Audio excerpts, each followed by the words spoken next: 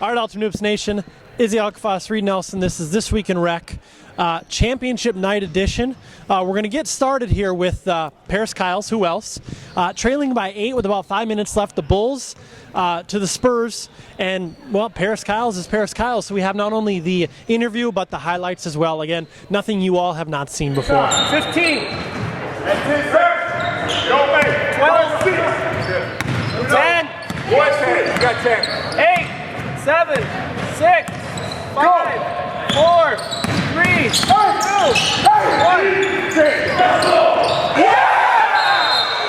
All right, I'm here with Paris Kyles. Another championship for the Bulls, another game-winning shot for the Bulls. It's becoming sort of just, mundane. I mean, it's just every single season it's another Paris Kyles game-winning shot.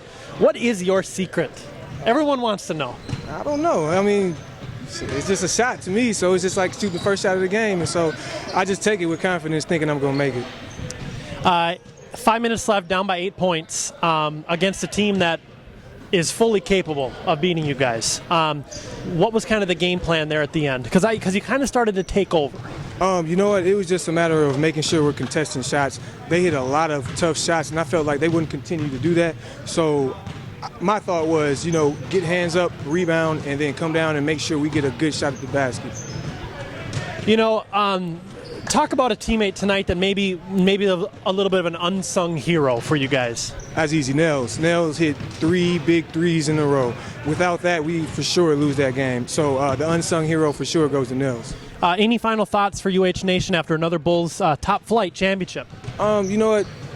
No, not really. I mean, we're just gonna play ball and play to win. We're gonna play to win championships. That's what we do. So that's about it. Thank you, Paris. Congratulations. That was Paris Kyles. The Bulls, number 1 seeded Bulls, get their second Open championship, I believe, to go along with their first Rec championship. They're turning into quite the dynasty. So we'll talk to Gino Phelps when we get a chance. All right, on to the Rec championship.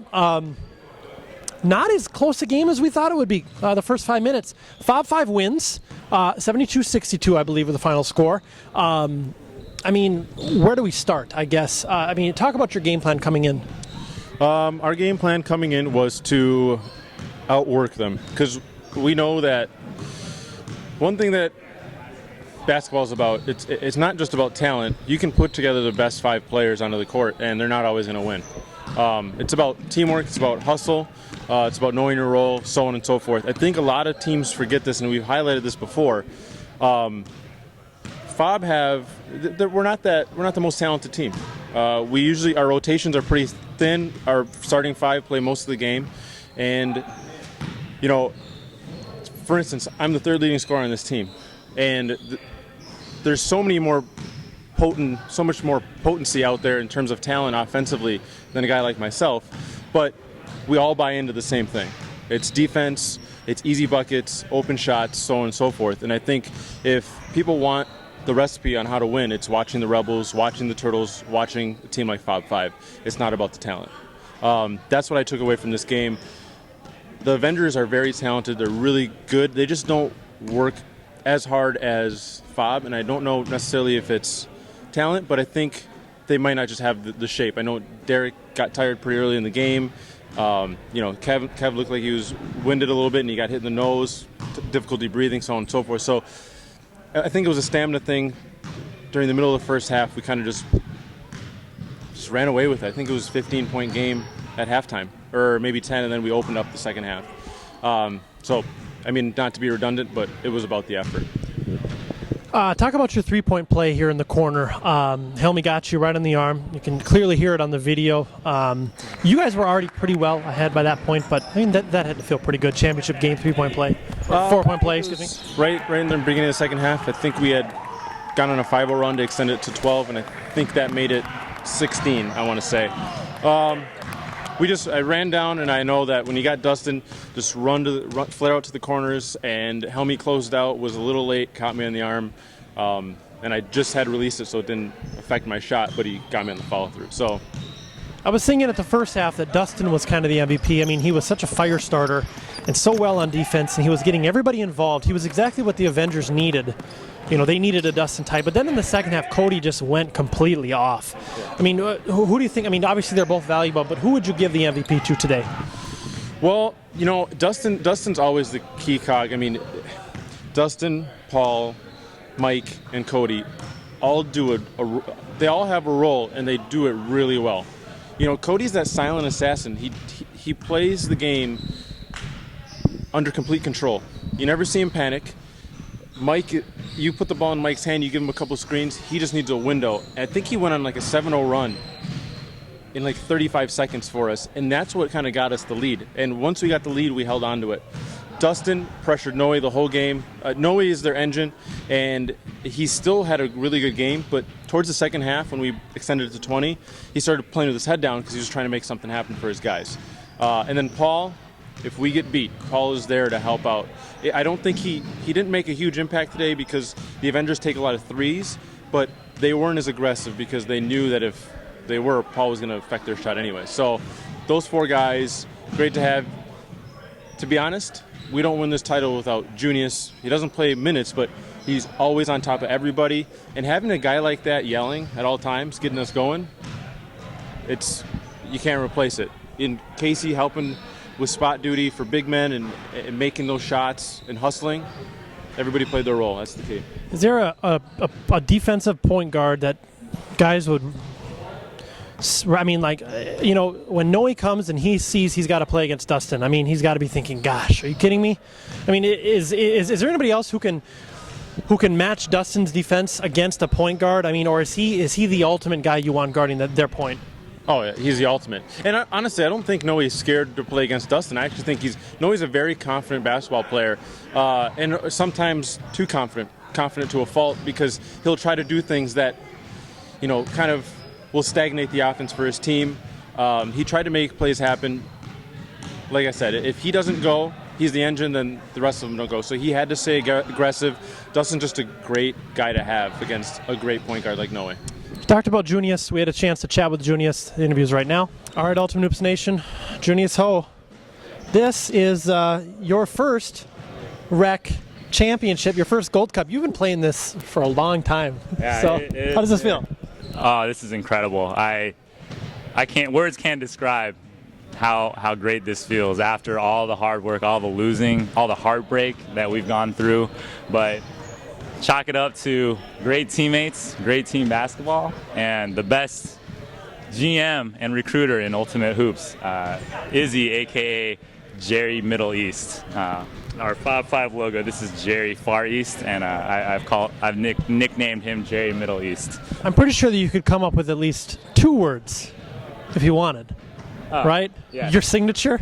Well, we have a new one that we started today. I sent out an email to the guys, and it was about how much you want it. And at the end of the day, when we left the court, you don't want to feel like the other team wanted it more. You want to say, hey, we wanted it more. And I told them, if that's the case, then I'm going to let out a, let's gold! All right, let's gold. Okay, so let's just rewind a little bit. You talked about some of the heartache that this franchise has had over the past couple seasons. What one sticks out to you the most? What was the biggest heartbreaking moment for you guys? The most heartbreaking moment by far was the loss to that Rebels team. Byrne hit that big elbow jumper, and we were up 2, and then they come down, and Jansen, got his Messiah nickname from that game, and we really felt like we had a great chance to win. We knew Byrne's time was waning, and he was going to go to B school, so we felt like we couldn't get it done. But Izzy and picking up Mike and setting aside his personal differences to play with Paul, I mean that's just hats off to our GM and just everybody. I mean, Casey gave up 2 starting roles on 2 teams to ride the bench with me and just do whatever it took to play. And I think it speaks to Larry Brown always talks about playing the right way, and that's what we try to do is some of the parts play team basketball and get it done together.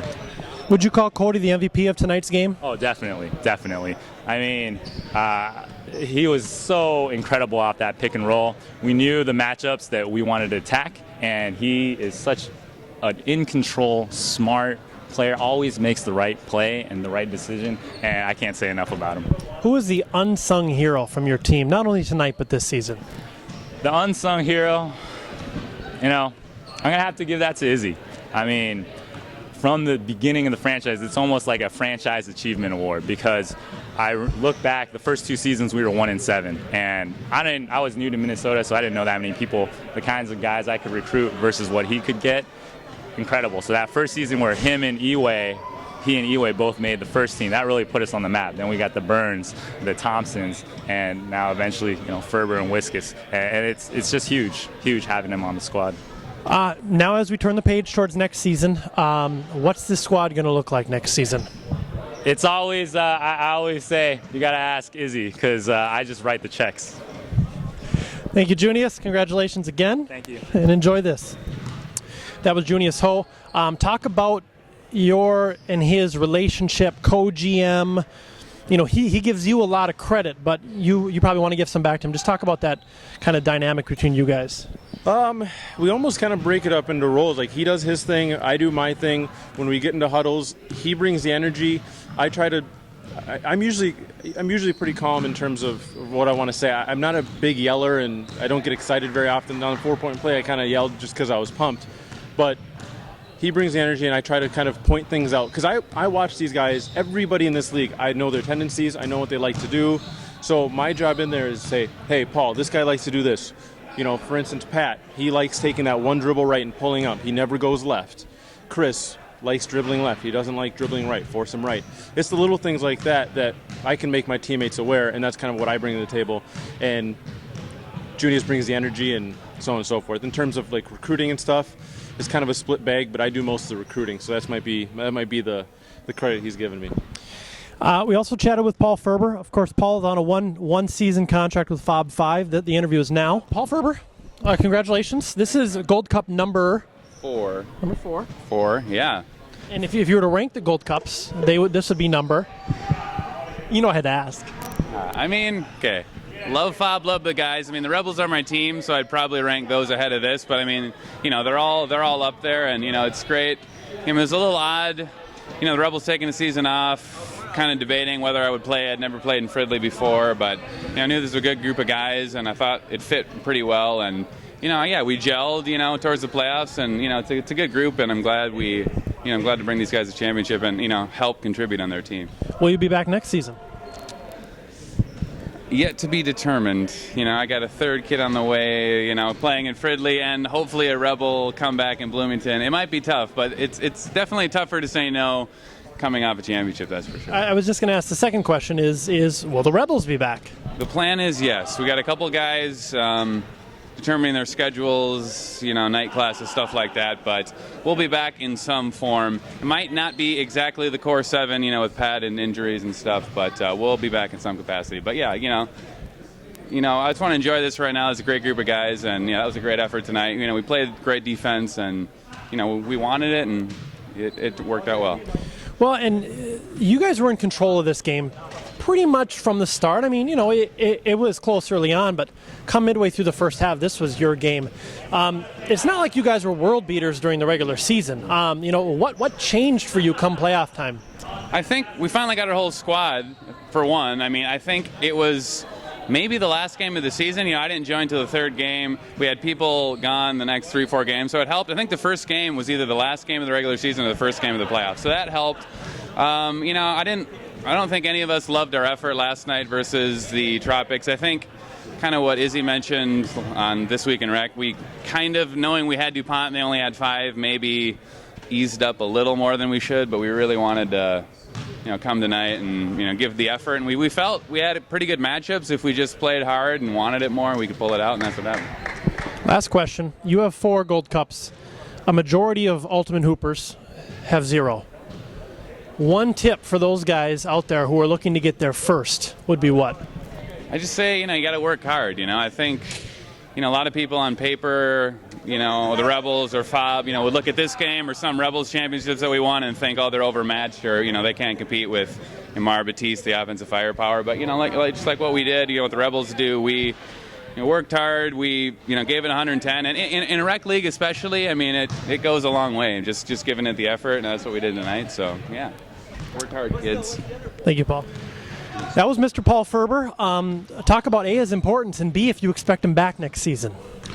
Well, we don't get out of the first round without him, and we obviously don't win a championship without him. I don't think he'll be back. I think he's expecting a child on the way. He's more than welcome back. He was kind of out of control in the first few games, but he really cleaned his game up the rest of the way. You know, I'm pretty tough on him even as a teammate. Didn't see any dirty plays this season. Didn't see any elbows. He kind of got passionate, but he was able to control it. Awesome teammate. And I gave him the credit a couple weeks ago saying how the Rebels won all those titles because of Paul, Jansen, and DuPont, not just Jansen as what I originally assumed, you know. So, yeah, he's been awesome. Does Casey return next season? Casey, we haven't talked about it, but I like having Casey on the team. He doesn't complain about minutes. He goes out there and works hard, and he just wants to win. He wants what's best for the team. I'm fine bringing Casey back. I'm sure Junius is fine bringing Casey back. I would expect him to be on the team. Well, and Junius spoke about that. I mean, he's a starter. He is a top player on almost any other team. And for you guys, he's coming off the bench. You know, so it just kind of depends on what role he wants to play. Yeah. Let's look towards next season. The season starts in a couple weeks. This was game 131. I checked it out tonight for Ultimate Hoops Direct. Game 131. I thought that was interesting, if I did my math right. I expect to have more than 30 teams next season. We had 28 this season. Who are the favorites next season? Actually, who are the favorites that you wouldn't think are going to be the favorites? Who do you think surprised like the Fob Five this season? No one thought at the beginning of the season the Fob Five were going to win the championship, and they did.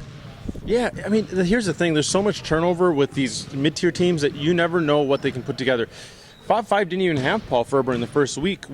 This team was pieced together like last minute, and we had 5 guys. We picked up Casey and Paul at the very end to make 7, and there were 2 huge pickups for us. So I don't know who's gonna be around. I really want the Avengers to win a title, and I didn't get to highlight this. I didn't enjoy beating them tonight. Chris is a really good friend. Helmy's my best friend. I've known Helmy for 12 years. We've been best buds. I mean, we butt heads because we're both kind of alpha and we're kind of expressive, but it sucks beating Helmy. I've been playing with him for forever. Derek, really good friend of mine. Kev's, we hang out outside of basketball. So beating the Avengers is the last team I wanted to beat for a title. I really hope they win it next season because I'd like to see that. I mean, Chris has been doing this and Derek's been doing this forever. They deserve a title. And even I forgot to mention Briggs, chairman. Any final thoughts? This is the end of season 4 of This Week in Rec. We've now gone for a full year. We started this in January of 2013. We'll continue it into January of 2014 with season 5. Very excited. Any thoughts about just about the season that was? No, I don't. I think it wrapped up. I think Avengers Fob in the finals was a surprise to both of us. We highlighted this yesterday. Love the fact that 2 teams that have never won a title were in the championship game, just like last season. Kind of hope the trend continues. People have said I got the monkey off my back, and I've said it before. I'm blessed to be able to play with great guys and be able to put together good teams. So some of these players out there, they're just trying to make the playoffs. So I don't want to take that for granted. I really hope these teams can put together a squad and make a run. That's all I'm looking for moving forward. Thank you, sir. We'll see you next season. Congrats.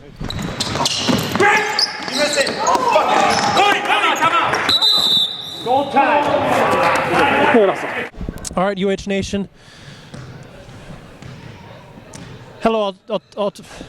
Wow. First time doing this. It's the first time. First time.